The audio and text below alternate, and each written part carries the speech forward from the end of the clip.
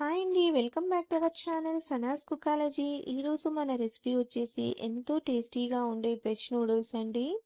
ఈ వెజ్ నూడిల్స్ని ఈరోజు మనం ఇంట్లోనే అచ్చం స్ట్రీట్ స్టైల్లో ప్రిపేర్ చేసుకుందామండి. అదే స్మోకీ ఫ్లేవర్తో అదే టేస్ట్తో చేసుకుందామండి.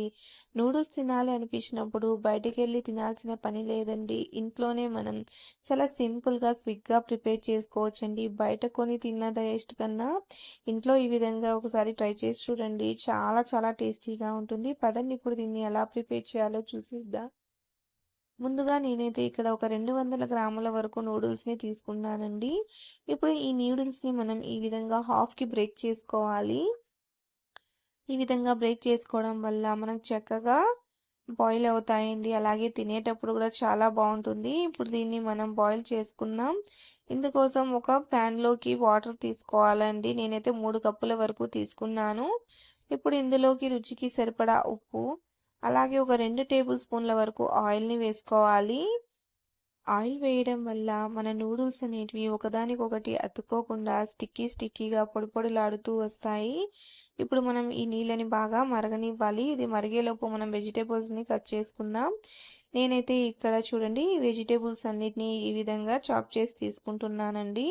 ఒక ఉల్లిపాయ, 2 పచ్చిమిర్చి, ఒక 3 beans, half carrot, half capsicum, పావు కప్పు వరకు క్యాబేజ్ని ఈ విధంగా కట్ చేసి తీసుకున్నాను.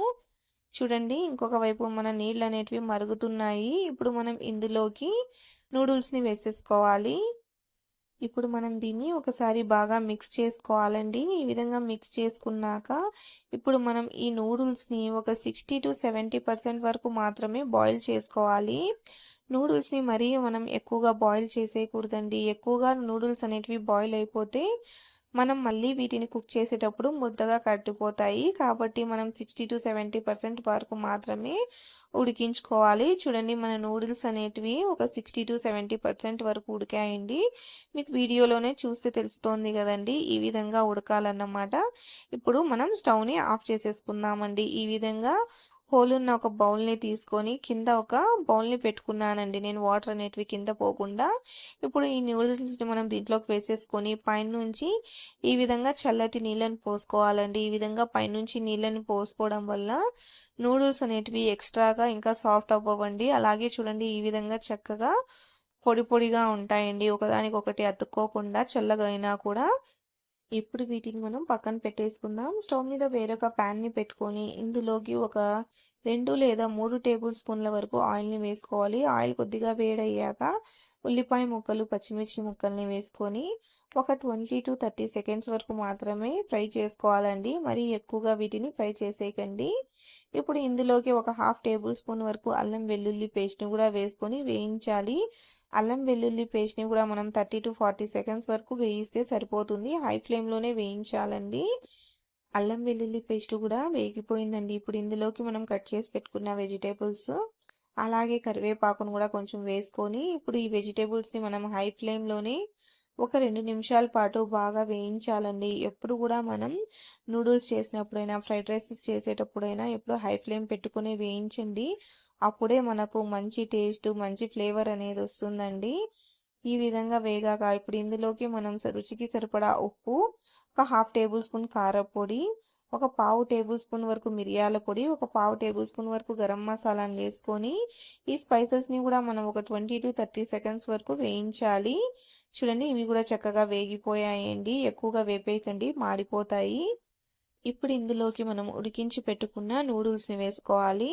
అలాగే ఇందులోకి 1 table spoon soya sauce, 1 table స్పూన్ టమాటో సాస్ని, అలాగే 1 టేబుల్ స్పూన్ వరకు గ్రీన్ చిల్లీ సాస్, అలాగే 1 టేబుల్ స్పూన్ వరకు వెనిగర్ని కూడా వేసుకోవాలి.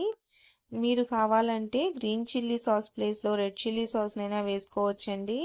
ఇప్పుడు హై ఫ్లేమ్ పెట్టుకొని ఈ విధంగా బాగా కలుపుకుంటూ ఒక 2-3 నిమిషాల పాటు టోస్ట్ చేసుకోవాలి. చూడండి ఈ విధంగా అంత బాగా చక్కగా నూడిల్స్కి పట్టే విధంగా ఈ విధంగా కలుపుకుంటూ టోస్ట్ చేసుకోవాలండి. హై ఫ్లేమ్లోనే టోస్ట్ చేసుకోవాలి, లో ఫ్లేమ్లో అస్సలు టోస్ట్ చేయకూడదండి. ఈ విధంగా టోస్ట్ చేసుకున్నాక ఇప్పుడు లాస్ట్లో కొంచెం కొత్తిమీరను కూడా చల్లేసుకొని ఇంకొకసారి దీన్ని బాగా కలిపేసుకుందామండి. చూడండి ఇదంతా బాగా చక్కగా కలిసిపోయింది. ఇప్పుడు మనం స్టవ్‌ని ఆఫ్ చేసేసుకుందామండి. అంతేనండి. ఎంతో టేస్టీగా ఉండే మన వెజ్ నూడిల్స్ అనేటివి రెడీ అయిపోయాయి. చూడండి ఎంత పొడి పొడిలాడుతూ వచ్చాయో అస్సలు అతుక్కోలేదండి. చక్కగా పర్ఫెక్ట్‌గా వచ్చాయి. ఇప్పుడు మనం ఈ నూడిల్స్‌ని వేడి వేడిగా సర్వ్ చేసేసుకుందామండి. చాలా చాలా టేస్టీగా ఉంటాయండి. నూడిల్స్ తినాలనిపిస్తే మనం బయటకెళ్ళి తీసుకొని తినాల్సిన పని లేదండి. ఇంట్లోనే మనం అచ్చం స్ట్రీట్ స్టైల్‌లో చాలా సింపుల్‌గా, టేస్టీగా ప్రిపేర్ చేసుకోవచ్చండి. చాలా చాలా టేస్టీగా ఉంటాయండి ఈ వెజ్ నూడిల్స్ అనేటివి. మీరు కూడా తప్పకుండా ఈ స్టైల్‌లో ఒకసారి ఈ వెజ్ నూడిల్స్‌ని ట్రై చేసి చూడండి. మీకు ఈ రెసిపీ ఎలా అనిపించిందో నాకు తప్పకుండా కామెంట్‌లో తెలియచేయండి. వీడియో నచ్చినట్లయితే లైక్ చేయండి, షేర్ చేయండి. అలాగే నా ఛానల్‌ని సబ్స్క్రైబ్ చేసుకోండి. Thanks for watching.